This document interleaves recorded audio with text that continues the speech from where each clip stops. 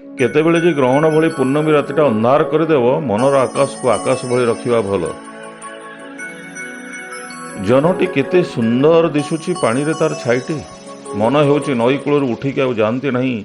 ମନ ହୁଏ କୋଳେଇ ନେବାକୁ, ମନ ହୁଏ ଏମିତି ଦିନ ରାତି ଏଇଠି ବସି ଉପଭୋଗ କରୁଥାନ୍ତି। ମୋତେ ଲାଗୁଛି ମୁଁ ମୋ ପ୍ରିୟା ପାଖରେ ବସିଛି, କିନ୍ତୁ ଦିନରେ ତ ଜହ୍ନ ଆସିବନି। ଠିକ୍ ଅଛି, ରାତିରେ ଆସିବ। ତାହେଲେ ଠିକ୍ ସେମିତି ଜହ୍ନ ଭଳି ଝିଅଟିଏ ହାତ ଧରି ଘରକୁ ଆଣି ସାରିଲା ପରେ ମନ ହୁଏ କାହିଁକି ଦଳେ ଚକଟି ନଷ୍ଟ କରିବାକୁ? କାହିଁ ଜହ୍ନ ଭଳି ଉପଭୋଗ କିଛି ଦିନ କର। ତାର ଇଚ୍ଛା ଉପରେ ଏତେ ବଳତ୍କାର କାହିଁକି? ତାକୁ ଜହ୍ନ ଭଳି ମନର ଆକାଶରେ ସାଇତି ରଖ, ଯାଉ କିଛି ଦିନ। ସେ ତାର ବାପା ବୋଉ ଭାଇ ଭଉଣୀ ସ୍ନେହ ଭୁଲୁ, ତୁମ ଆଉ ତୁମ ପରିବାର ପ୍ରତି ମନ ଆକର୍ଷଣ କରୁ।